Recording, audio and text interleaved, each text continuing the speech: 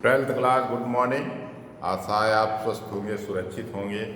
आप अभी देख रहे थे मल्टीप्लिकेशन ऑफ मैट्रिक्स।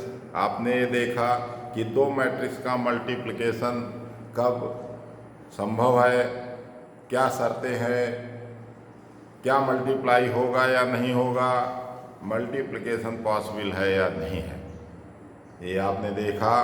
उसके लिए क्या शर्तें हैं और जब मल्टीप्लिकेशन पॉसिबल है तो किस तरह से मल्टीप्लाई करेंगे। पहले मैट्रिक्स के रो का दूसरे मैट्रिक्स के कॉलम से मल्टीप्लाई करते हैं, एलिमेंट वाइज मल्टीप्लाई होता है और जोड़ लेते हैं। एक एक कॉलम से मल्टीप्लाई करके एलिमेंट वाइज मल्टीप्लाई करते हैं और जोड़ लेते हैं तो एक एलिमेंट मल्टीप्लिकेशन मैट्रिक्स का बनता है। इसी तरह हर कॉलम से एक एलिमेंट और इस तरह से हमारा वो पहला रो पूरा हो जाता है। फिर पहली मैट्रिक्स के दूसरे रो को टेकअप करते हैं और दूसरी मैट्रिक्स के कॉलम वाइज मल्टीप्लाई करते जाते हैं और एलिमेंट को जोड़ के लिख लेते हैं। तो इस तरह से मल्टीप्लिकेशन का दूसरा रो पूरा होता है और इसी क्रम में हम मल्टीप्लाई करते जाते हैं और हर रो को पूरा करते जाते हैं।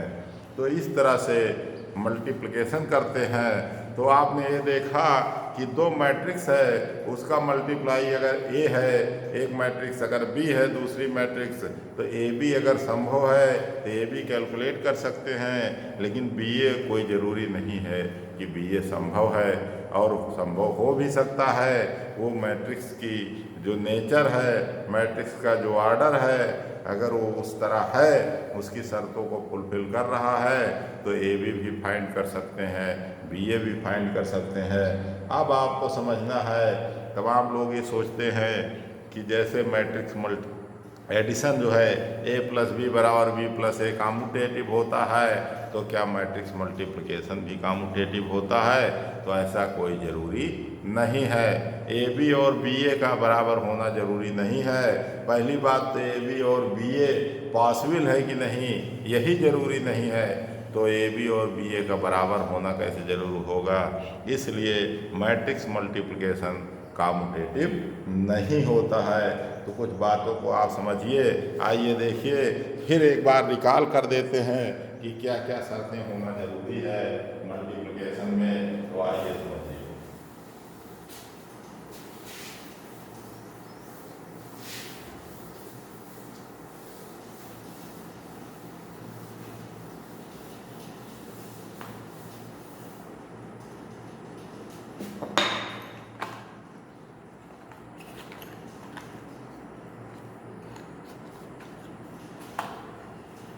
एक मैट्रिक्स ए है, इसका ऑर्डर m क्रॉस n है।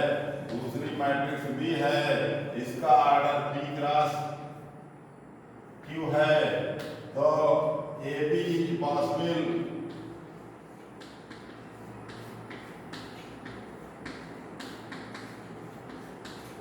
If n is equal to p and BA is possible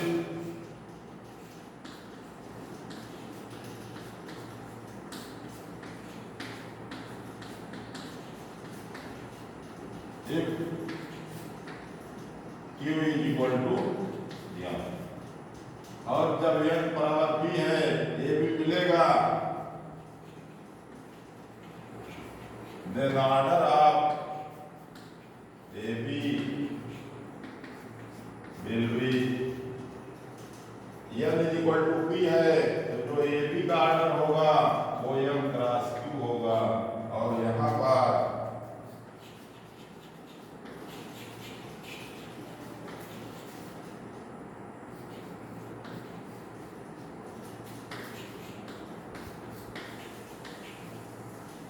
q cross q और m बराबर होगा, तब भी ये संभव है। और भी ये जब तब संभव है तो जो मैट्रिक्स बनेगी उसका जो ऑर्डर होगा वो p क्रॉस m। तो ये जो है आपको समझना है कि जो हमारी नई मैट्रिक्स बनेगी उसका ऑर्डर क्या होगा, क्या संभव है। तो इससे ये निकला, कंक्लूजन निकला कि A B and B A need not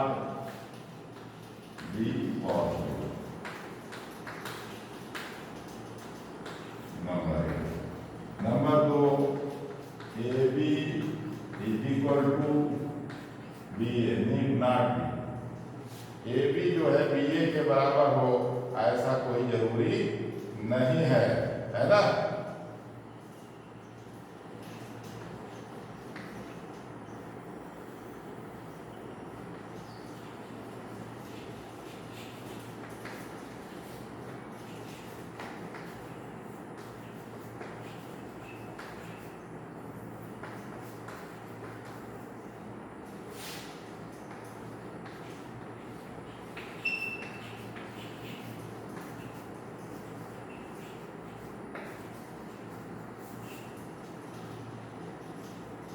तो ये कुछ बातें हैं जो आपको दिमाग में रखना है। अब आपने कुछ मल्टीप्लिकेशन कब संभव है, किस तरह से हो सकता है, ये मैंने मल्टीप्लाई करके भी दिखाया है। अब आइए आपको एक आध एग्जाम्पल लेके चलते हैं, ए बी निकालते हैं, बी ए निकालते हैं और फिर देखते हैं कि ए बी और बी ए बराबर नहीं है। हम फिर ऐसे भी एग्जाम्पल लेते हैं जहाँ ए बी और बी ए बराबर भी हैं, ऐसे भी एग्जाम्पल्स को देख लीजिए। तो आइए देखिए, अब यहाँ देखिए ये दो मैट्रिक्स मैंने लिया। ए इज ऑफ ऑर्डर, देखिए A is of order 2 cross 3, B is of order 3 cross 2, यानी ये 2 क्रॉस 3 है, बी 3 क्रॉस 2 है। इसका मतलब ये भी पॉसिबल है। हम ए और बी का मल्टीप्लाई करेंगे और बी ए को देखेंगे, ऐसा ऑर्डर है कि बी ए भी पॉसिबल है, ए बी भी पॉसिबल है, बी ए भी पॉसिबल है। अब आइए देखते हैं मल्टीप्लाई करके कि क्या ए बी और बी ए बराबर है। और देखिए ए बी का ऑर्डर क्या होगा, बी ए का ऑर्डर क्या होगा, इन दोनों बातों को समझिए। कैसे मल्टीप्लाई करते हैं, ए बी 1 - 4 - 2 2 3 5, ये 2 क्रॉस 3 की मैट्रिक्स है। 2 4 2 3 5 1। देखिए हमने मल्टीप्लाई करके आपको दिखाया है कि जो मल्टीप्लाई होगा वो कैसे होगा। तो ये होगा इस कॉलम से होगा, एक एलिमेंट मिलेगा, फिर इस रो का इस कॉलम से होगा, दूसरा एलिमेंट मिलेगा। तो इस रो का इस कॉलम से करस्पॉन्डिंग एलिमेंट की मल्टीप्लाई होगी। 2 1 2 -8 + 6, एक एलिमेंट हो गया।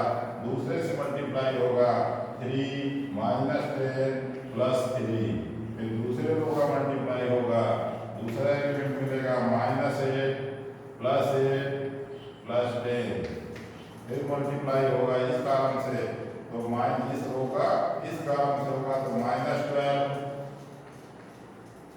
-4 3 -12 5 2 10 एंड +5। और इस तरह से जो मैट्रिक्स आई, ये देखिए ये 2 क्रॉस 2 की मैट्रिक्स आई, इसका रिजल्ट देखिए तो क्या आया, 6 2 8 0 आया।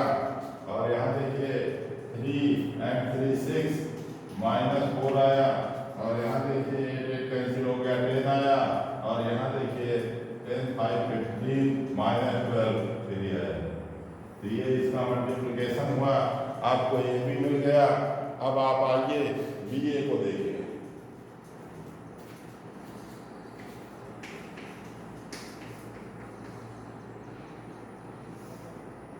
2 3 4 5 2 1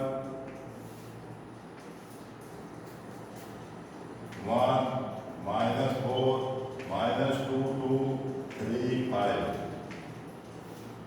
देखिए इस रो का इस कॉलम से मल्टीप्लाई होगा, एक एलिमेंट मिलेगा, दूसरे से होगा दूसरा, तीसरे से होगा तीसरा। और ये देखिए 2 -12 -4 +6 6 +15। ये देखिए फिर दूसरा रो लेंगे, और -20 -8 +10 and 4 3 are 12 and 5 5 are 25, 12 + 25। Next row को लेंगे और इस कॉलम से मल्टीप्लाई होगा। ये देखिए 2 - 4 2 - 4 -4 + 2 and 6 plus 5। और ये आपने देखा कि ये 3 क्रॉस 3 की मैट्रिक्स हो गई। तो आप देखिए ए बी जो था वो 2 क्रॉस 2 था, बी ए 3 क्रॉस 3 आ गया। वैसे भी आर्डर को देखने से लग रहा है कि ए बी और बी ए बराबर नहीं है, एलिमेंट की स्थिति तो बाद की बात है।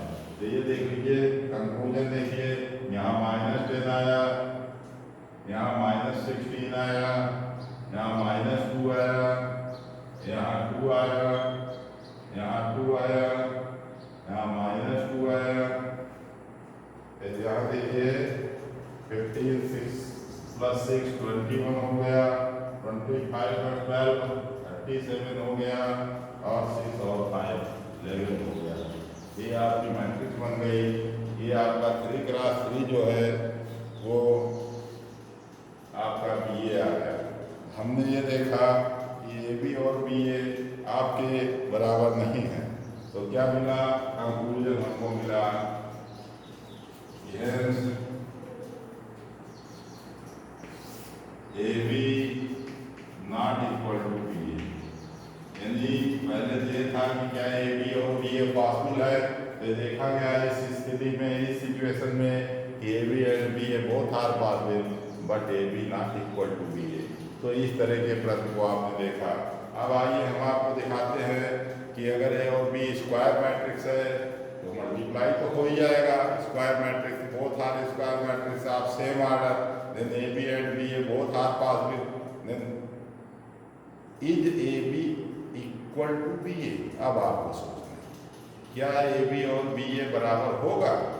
तो ये तो साफ है कि कोई जरूरी नहीं है बी बी ए बराबर हो, लेकिन हम एग्जाम्पल के थ्रू आपको दिखाते हैं कि ए बी और बी ए बराबर भी है, इसलिए किसी भी बात से नकारा नहीं जा सकता है।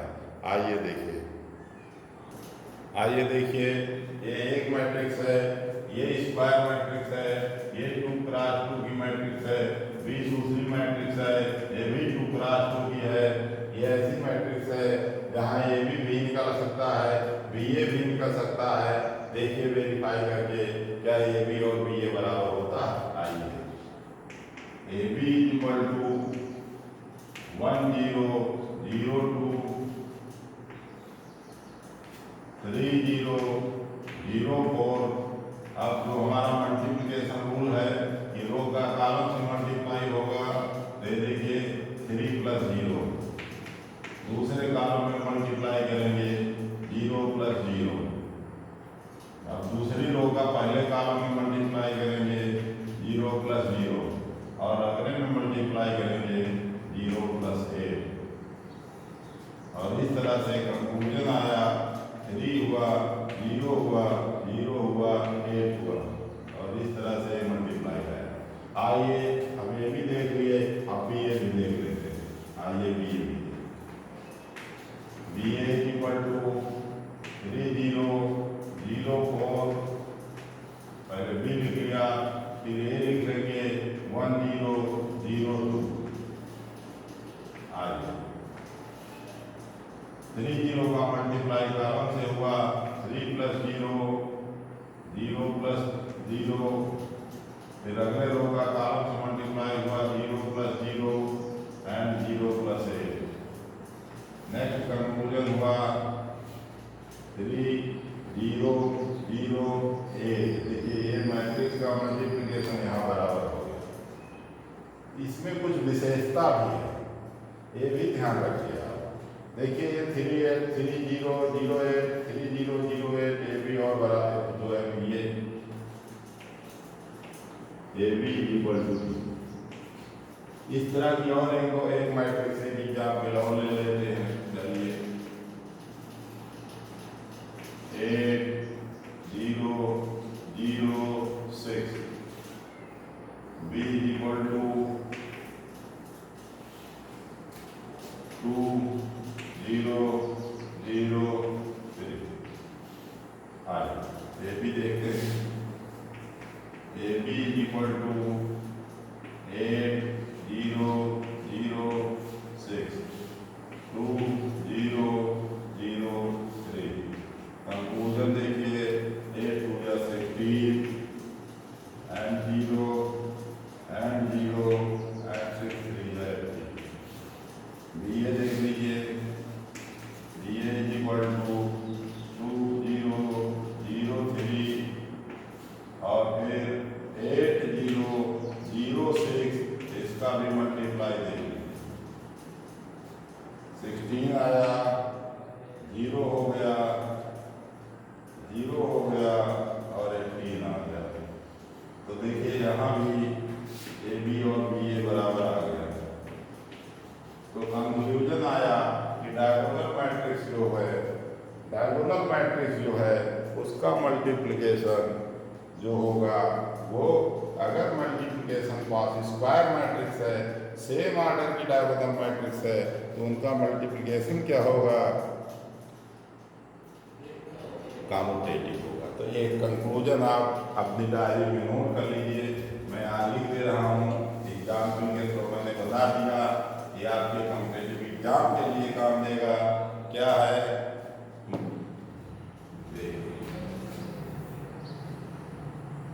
Diagonal multiplication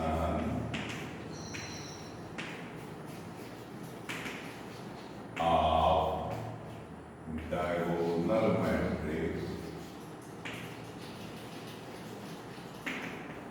of same order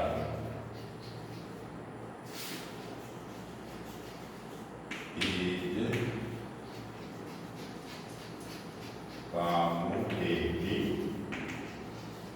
यानी केवल स्पेशल केस है कि अगर कोई भी डायगोनल मैट्रिक्स सेम ऑर्डर की हैं तो जो उनका मल्टीप्लिकेशन है वो कम्यूटेटिव होता है। इस चीज़ को कहीं नोट डाउन कर लीजिए, ये आपके काम का है।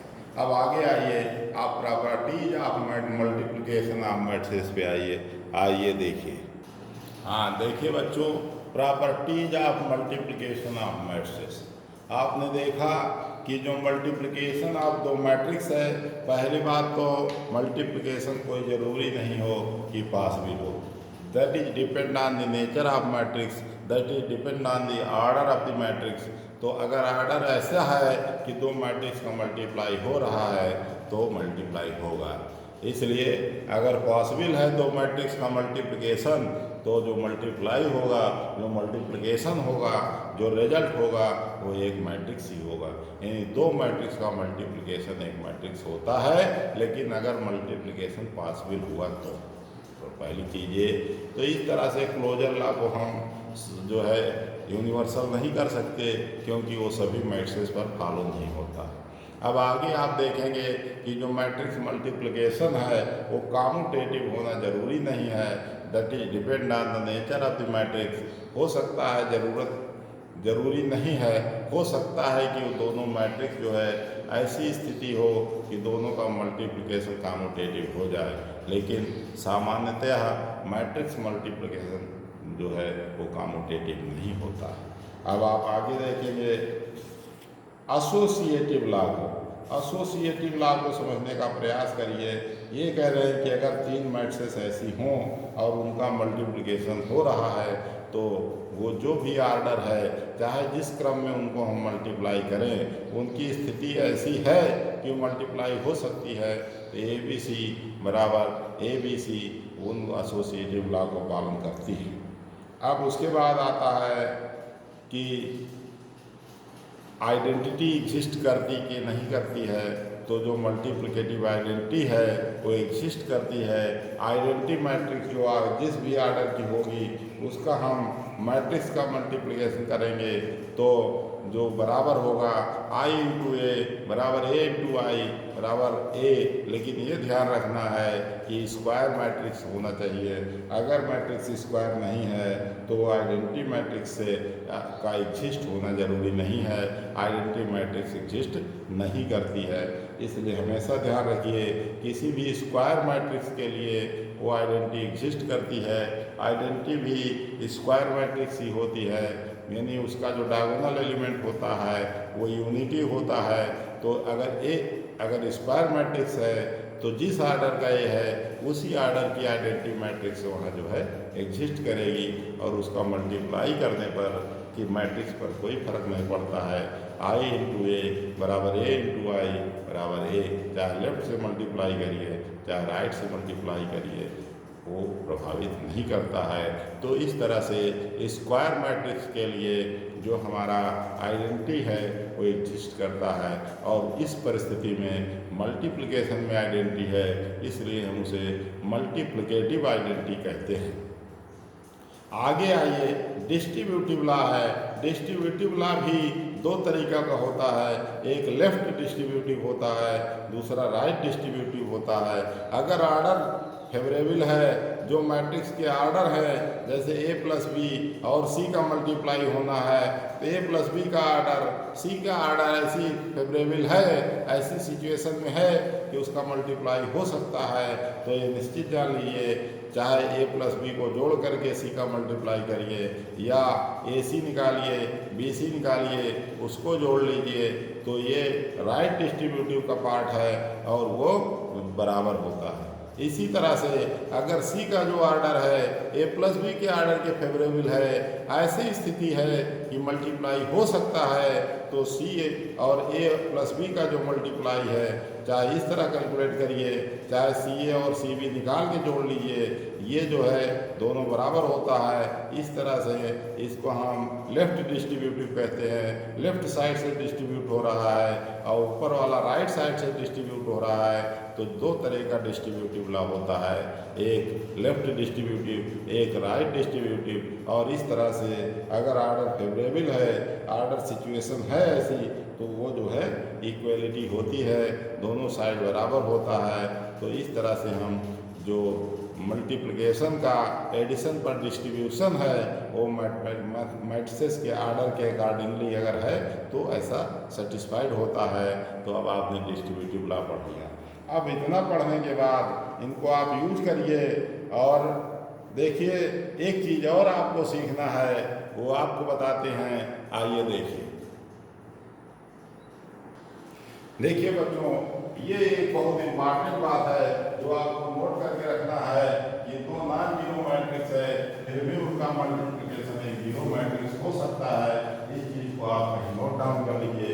एक बहुत इम्पॉर्टेंट पार्ट है मैट्रिक्स का, क्योंकि हम रियल नंबर में पढ़े हैं कि if A and B are two real numbers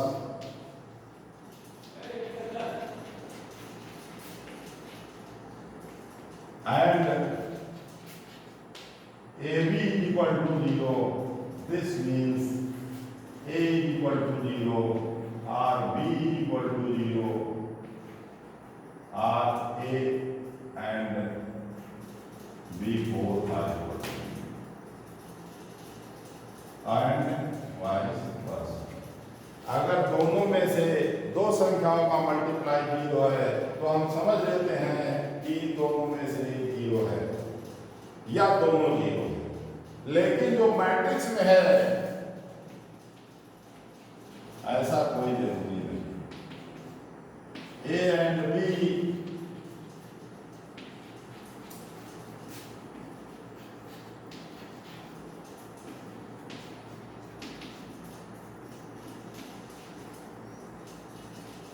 अगर ये दोनों मैट्रिसेस हैं और दोनों both are non zero,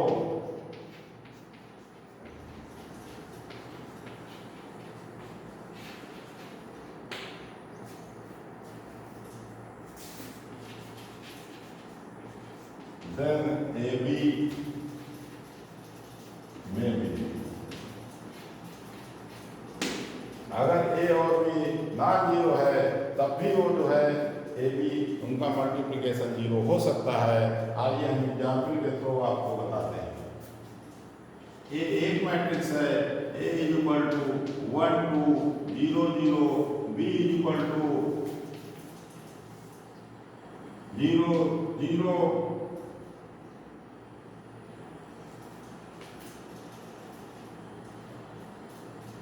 A is equal to 1 2 0 0, B is equal to कोई एक मैट्रिक्स इसी तरह का लेंगे,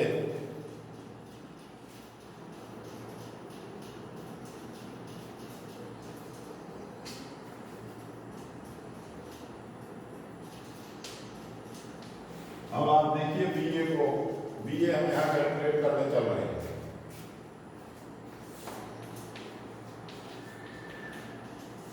बी ए इक्वल टू देखिए 0 3 0 5 1 2 0 0 ये नॉन जीरो मैट्रिक्स थी। देखिए इनका मल्टीप्लिकेशन